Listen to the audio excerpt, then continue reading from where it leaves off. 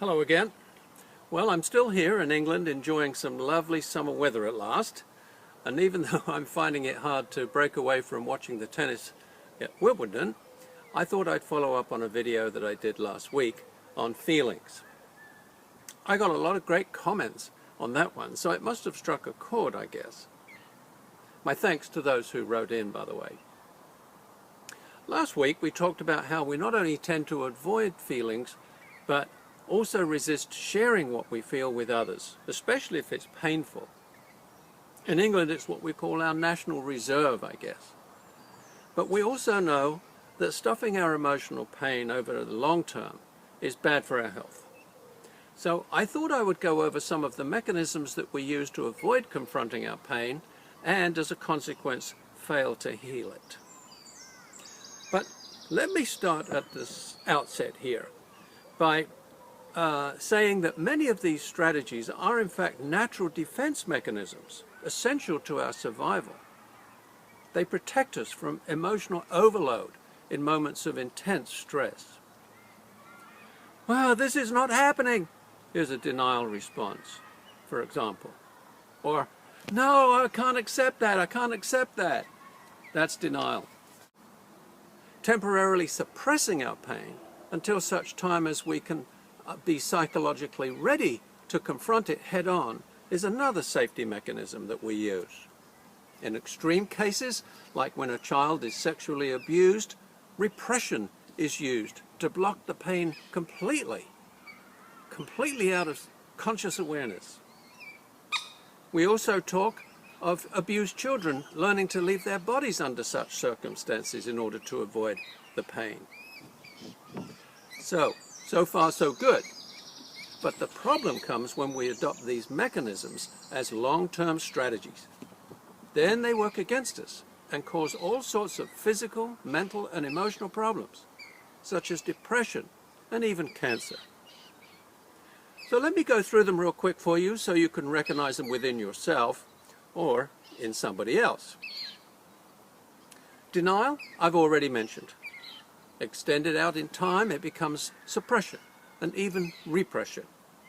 There is a difference between these two. Suppression is where we know that we have an emotion, but we refuse to express it or to even feel it. I'm angry, but I won't show it. With repression, we have no idea that the feeling is there. It's buried deep down. Without a therapist, it's difficult to access. So it's really outside of the scope of this talk. Suppression, on the other hand, is subject to conscious awareness. We know what we're feeling, but we don't allow ourselves the luxury of actually feeling it. The English version of this form of stoicism is the stiff upper lip. Grin and bear it, we say. Lay back and think of England. That was the advice women used to get about how to respond to unwanted sex. Another strategy we English have mastered is rationalization. We simply explain it away. So long as we stay in the head and close the heart, we'll be safe, we think. Ask a man what he feels, and 9 times out of 10 he'll say, well, what I'm thinking is up there. Speaking of closing the heart, we also use physical ways to block feelings. A lot of men pack on a lot of muscle around the chest area, and that gives them armor against emotions. Wilhelm Reich, the German psychiatrist, developed an extensive therapy in this method, in which he would physically break down that armor in order to release the emotions.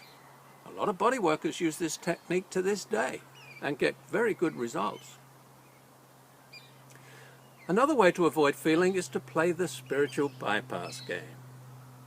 Instead of allowing ourselves to feel the pain, we immediately make some pseudo-spiritual comment like, oh well, it was meant to be, or it's perfect just the way it is, simply as a way to cover the pain.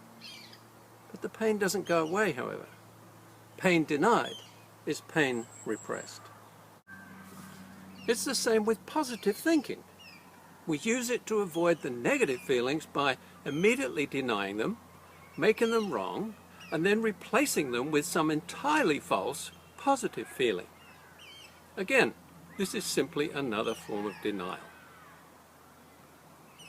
Another way to avoid feelings, especially in the moment, is to use humor.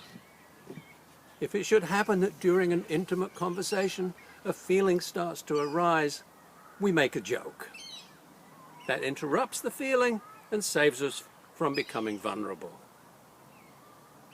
But the one I want to highlight is one that is the most difficult probably to overcome. It is responsible for a great deal of unhappiness and results in highly dysfunctional relationships. It's the syndrome that we call codependence. It's where, instead of allowing ourselves to feel our own pain, we make a point of focusing on other people's pain and doing everything we can to fix them, thereby giving us the excuse not to heal ourselves. They are the do-gooders of this world, over-caring of others while suppressing all needs of their own. I once heard someone give a definition of a codependent as being when a codependent has a near-death experience, someone else's life flashes before their eyes. I hate to say this, but a lot of people in the caring professions are in fact codependents. There are many therapists out there who choose that profession for this reason, unconsciously, of course. They do a great work with their clients but fail to deal with their own repressed pain, and in worst-case scenarios, project it all onto their clients. Projection being another one of those mechanisms. Finally, to round this out, there are many lifestyle ways in which we dull the pain and avoid feelings. Alcohol use, drug use, overeating, addictive sex, mood-altering prescription medications, computers, and most recently, mobile phones and other similar gadgets. All great distractions. Just watch couples in a restaurant today.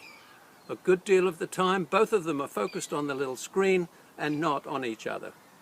It's the modern equivalent of the man reading the paper over breakfast and ignoring the rest of the family. But now, it's not just breakfast, it's almost all of the time. So there you have it.